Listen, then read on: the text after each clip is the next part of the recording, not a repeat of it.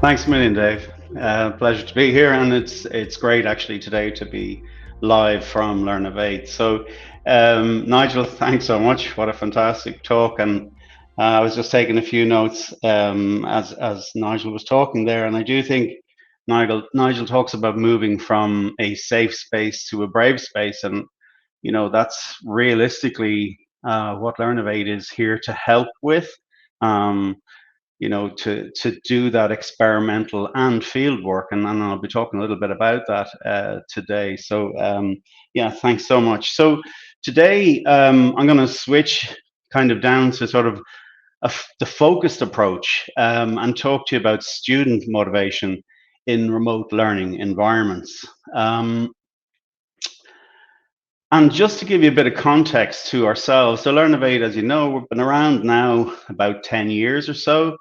And over that time, we're industry led. And again, back to that idea of working to try solve the painful problems for industry.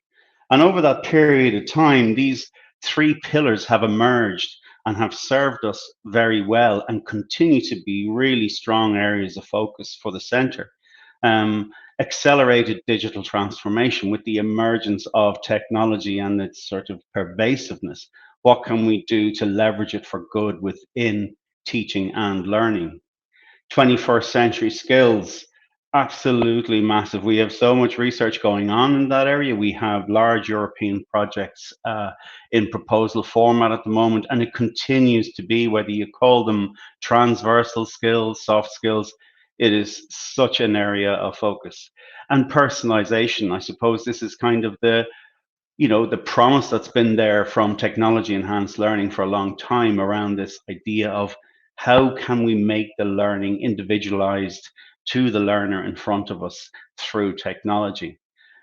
These three pillars aren't going away, but as we move into our third phase now, moving towards 2027, we went back out during our phase three planning and we spoke again to all our stakeholders and to our members to see where should we be going? Is there something we might be missing out on? And we have this overarching theme that's coming through now, and it's the future of work and learning. And that is going to be the sort of focus of the center in this stage three. As part of that, what emerged was the idea that we really need to add a fourth pillar to what we're doing. And it's this one around the learner. And again, a lot of this would kick back to what Nigel's just been talking about around that idea of the engagement, around that idea of the learner's motivation, the well being and learning, and then learning as a culture. So it's not that we have ignored this area and we've done work I'm about to talk to you about, um, but it is that we do need to bring a focus to it as a pillar. And as such, we are now bringing that pillar in, and we will be sort of expanding our own capabilities within the center to go along with that. But today, I just want to focus in on one aspect of that pillar, which is learner motivation. Now, motivation has been a topic of interest for me for well over a decade, both in my professional work and in my academic work. I see that while it's individual at every level, it's also a baseline aspect and can cover a lot of cracks in other aspects of learning if motivation can be tapped into. And I have a version of a definition there, and it's about that initiation, persistence, direction, and vigor of goal directed academic behavior. So if we can tap into that, it brings us a lot down the road. So today, what I'm going to talk to you about are two aspects of this. And first is a current Learnovate project, because as I say, while we're emerging with this new pillar, we have been doing work in these areas over the years. But the second is kind of taking breath. And Dave mentioned earlier this working group that's also emerging in this area. So as a first step, we've done some initial insight research into this area, trying to understand the problem.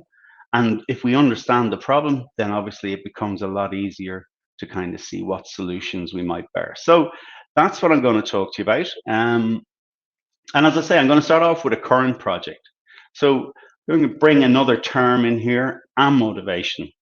Now, I'm not sure if you are or not familiar with amotivation, but it's the negative form of motivation.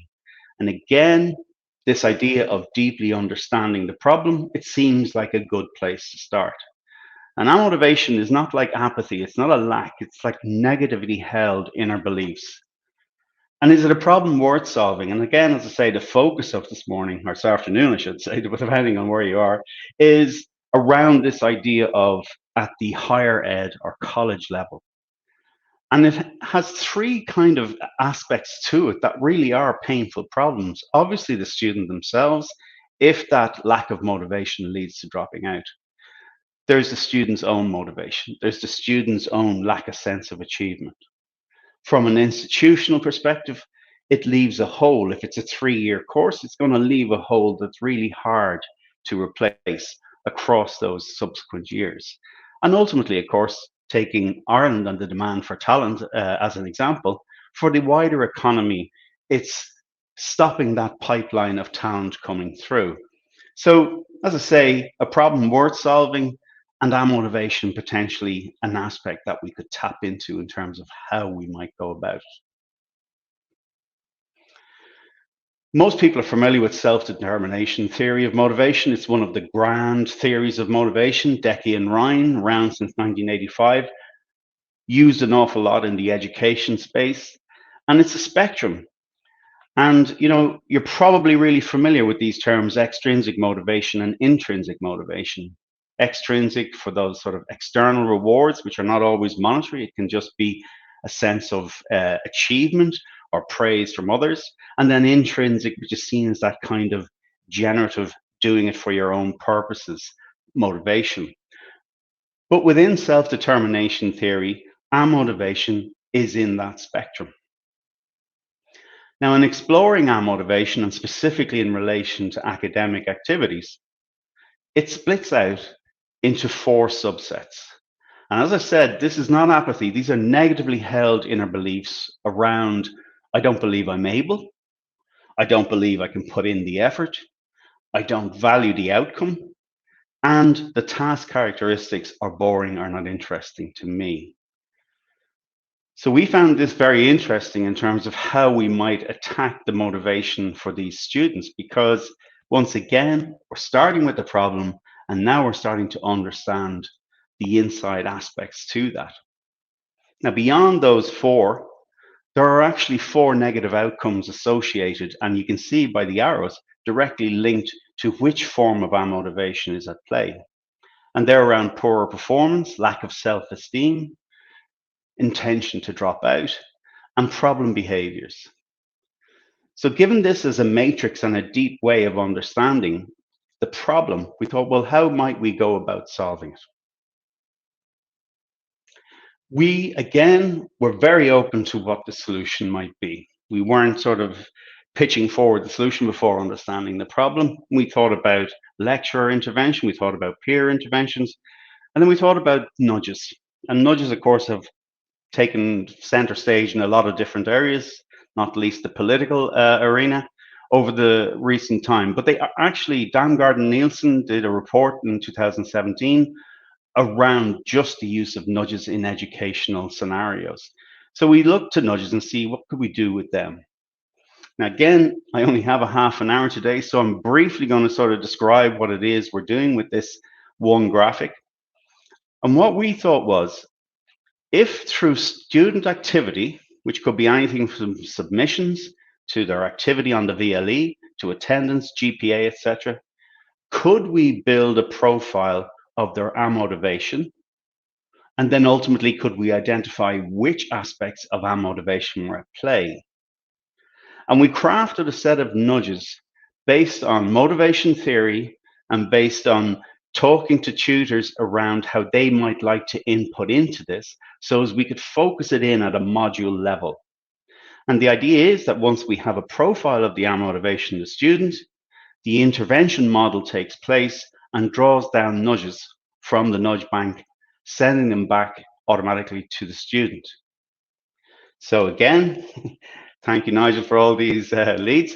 Talk about field work. So we went and did our initial experiment.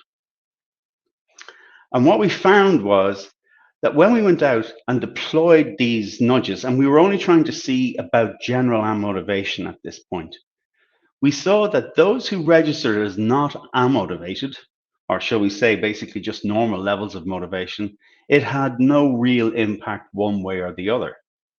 But if you look at the bars on the right, for students who were amotivated, for the ones who had the problem, these nudges had a statistically significant effect on lowering their level of amotivation. And remember, in this case, lowering is actually good. So we were quite excited about this because we were seeing that our impact was actually having a significant effect.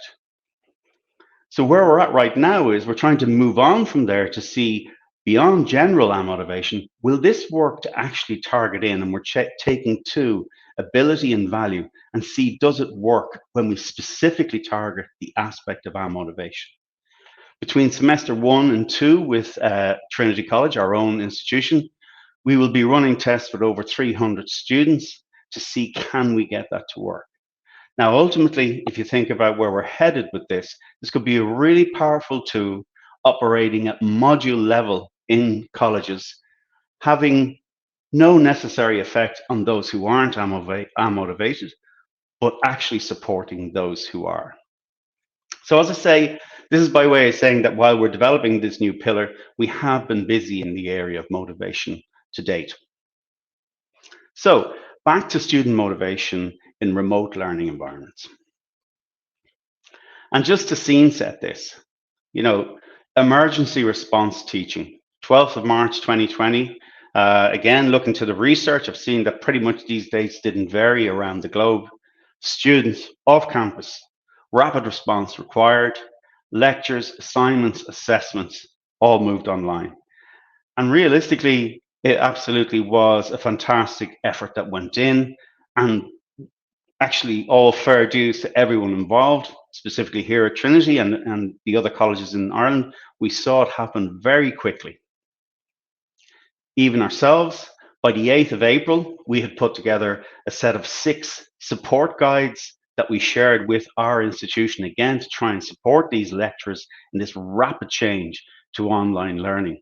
And ultimately, we shared them beyond Trinity with the wider college network.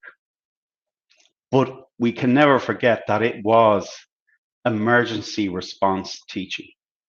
And I have this quote here, sort of saying that those who've experienced it, you know, may have a negative view of what happened. But what they may not be understanding is that that was not considered. It was emergency response. And the word considered is something I think we'll be playing on quite a bit across this talk this afternoon. October 2021, again, we have seen students are back in college, back up in Trinity, back in UCD. A lot of students are back in college. There are some lectures are still being delivered online, but I still believe that we're not seeing that considered approach. It seems to be nearly like we've moved from pandemic to endemic, and it just seems to be like a stretch of what we have been doing. And we believe the call is there now to consider as we move forward. Just looking at the impacts that did happen over that period of time, there certainly was less time spent in lectures, group meetings, and studying. But ironically, a study of 15,000 students in the Netherlands showed actually that performance was actually slightly better. I'd still temper that with the idea that this could have been emergency response. People knuckled down as they do and got on with it. But is that sustainable going forward? Academic wise, teachers weren't ready. There was no time to train them. We just needed to get moving. One of the compensatory things we did see was students in some instances got flooded with additional reading, additional material to look at, maybe in some sense of compensation. And also malpractice, because assessment needed to move online so quickly. There were some thoughts around the idea that if it was easy or could be cheated on, that somehow cheapened their value of courses. There were also non-academic aspects. So we had to take into account that we were caring for siblings, sharing laptops, and the ease of distraction. You were no longer in the lecture hall, bit online shopping. What's the weather like in Milan today? And then this lack of peer interaction, maybe on a big Zoom call with 100 people, no real interaction. And again, one we all suffered with, that differentiating home from college. So these were all part of that ERT. And teacher style and speed of response was one aspect that did mitigate against that poor motivation, and also face to face, even if it was online. So we start to see signals here of what the human aspect was missing, what those motivational pieces were. So we've already looked at a motivation. And as I've said, this is our primer. We're starting to move into this new pillar. We have a working group in the space. We've an awful lot of interest in this area. And I've already talked to you about our view on the whole world of our motivation, what's the problem and how we might attack that. But if we take this idea of student motivation in remote learning, we always like to kind of triangulate here and learn about when we're looking at a problem. So if we take it, what about the learner's readiness? How can we support their motivational readiness to engage with online? What about the environment itself? What could we do there to support motivation? What activities, briefly looking at what activities are more successful. And we can't leave the lecturer out of the mix. The lecturer has to be in there too with their own motivations. And ultimately, where might we go from here? Now, I do refer to this as remote learning, using it as the extreme. Obviously, there are aspects of hybrid and blend that are coming to bear as we go forward. But once again, these are still areas we should consider in that aspect. Because in an awful lot of cases, blended learning has used that technology piece to be an excellent way of serving content, but has not really thought about the motivation of the learners as much as it might. So let's just look briefly through these areas. Learner readiness. Again, the research here is showing us that if you want to prepare your learner for online, there are 6 areas that are really worth considering. And one is the idea, I've got this ability to self-direct. If you're online, there's a certain necessity to be able to self-direct your own activities and how you progress through the course. Social technology familiarity, believe it or not, came up as a significant motivator, both in terms of familiarity with that technology and frequency of use. Organization, once again, related to self-directedness. Can you organize your tasks in a sort of, step-by-step fashion to get you through from A to Z? Ability to do this influences motivation. Online learning efficacy. The belief that online learning can actually serve your needs and get you to where it is you need to go. A lot of times we hear students think that it is that kind of emergency response training and not as good as online learning, or as face to face, I should say. Online work skills. Have they got the ability to use the tools that they will require to engage with online learning effectively? And lastly, socialization. What ability is there in the learner? Do they feel that they're in a position to be capable of contacting both peers and teachers? And that's just beyond teaching, that's around, time management and other aspects like that. So if we want to prepare our learners for online, we need to scaffold them in these areas. And in looking at these areas, the 3 on the right here were all associated with better self-efficacy and better performance and better satisfaction of the learners with the environment and with engaging with online learning. Now, if I go back to self-determination theory, it's founded on 3 basic psychological needs.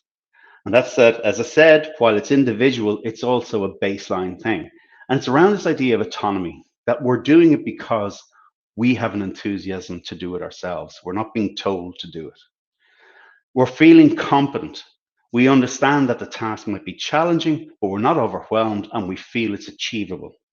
And relatedness. As humans, we need that sense of social engagement and belonging. And the reason I bring that up is because I think when we look to the significant effects that we found in terms of learner readiness, they link very neatly to the basic psychological needs associated with self-determination theory. So that's our learner readiness. Now, if we move on to the environment, what can we do in the environment to support motivation?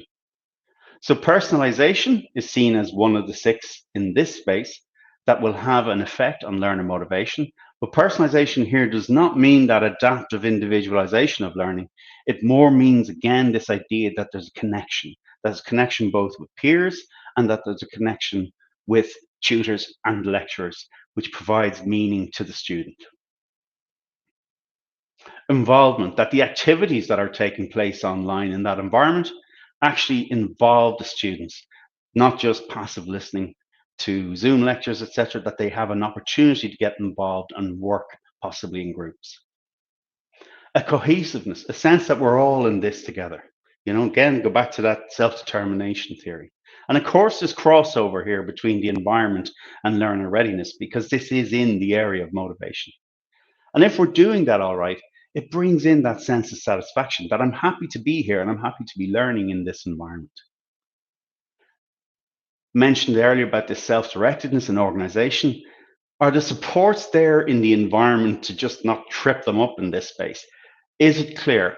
Where are the resources? How do I get there? And how do I engage with them? So the environment needs to provide that scaffold. And ultimately using innovative approaches to teaching and learning. Can you mix it up? Can you bring in some innovative aspects to the teaching and learning? It's worth noting on innovation, however, that if they get too innovative, then the task might become more the event than actually the learning. So there's some caution required in that aspect. Interestingly, individualization, which is what we'd probably traditionally call personalization or adaptive learning, was not seen as significant from an environmental aspect when it came to learner motivation. So we've talked about preparing the learner and the environment in which they would operate. And satisfaction was linked significantly to intrinsic motivation. Innovation was linked to extrinsic motivation. And these other four were actually linked significantly to both. So these are strong considerations in terms of understanding how we might consider the environment in the mix. In terms of activities, just a quick look across these, we did see that, in research into students working with a VLE, there were three significant groups that were identified. So there was the less used students, the students who were not that visible on the VLE. And there was a second group who were focused in on the videos. The examples in those videos would have been of the lectures and were active, heavily active on the forums. And the third group were more looking at the shorter stuff. They were looking at the tutorials, they were looking at the exercises and the concept maps, but they were still intensive, but they were looking at all those kind of, where are we going with this kind of aspects of it. So in looking at these groups, we could say that group two really seems to be trying to understand the how and the why by getting deep into the material, whereas group three were a little bit more about, well, what do I need to know? What do I need to know to get where I'm going?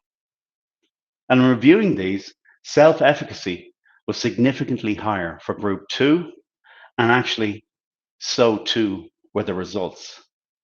So in terms of the activities we need to consider, we need to see how can we motivate our students to possibly move more towards these examples to engage with the material. And finally, I mentioned the lecturer in the mix because, of course, if the lecturer is not motivated, it's really all probably going to fall down from there. So looking to the research and what aspects are important for the lecturer in this mix, we can talk about their comfort with technology. In that knee-jerk reaction in 2020, how many probably were only used to using maybe an overhead projector and hadn't really involved themselves in the technology at a deep level? So your comfort with the technology is obviously going to be a major factor as a lecturer as to how comfortable you be. Your institutional environment, what's the attitude of your organization towards all this technology and learning? And your interactions with students. That interaction with students to understand where they're coming from and where they might like to see technology go in that respect.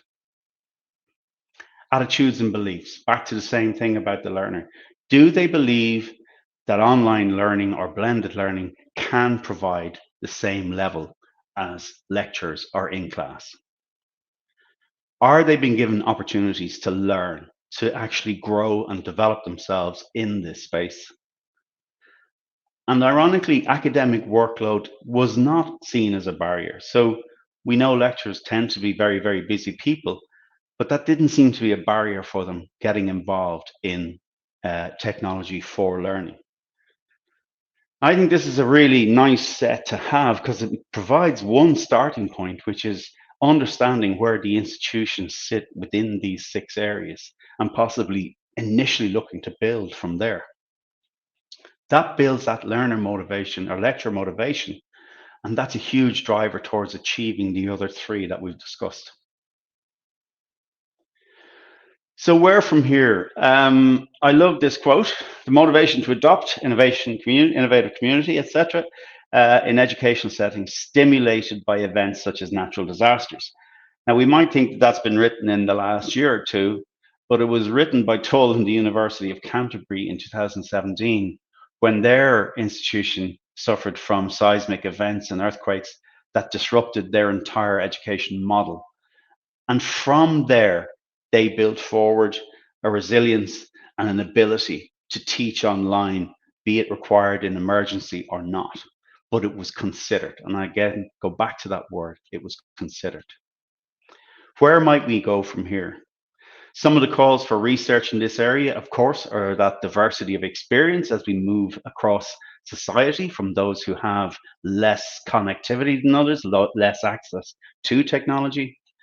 Should we be providing these short trainings on self-efficacy to build it within the students to engage?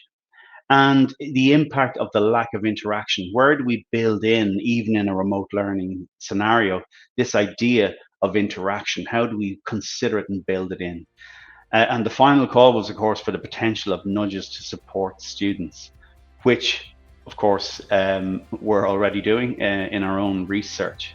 So I use that word for final time, considered. I think that's really where we need to go from here. And I think if we look at where we've come in terms of education technology in that higher education sector since the pandemic began, it would be something like, has done well, but must do better. And we're hoping to do that with them. So thanks so much for your time.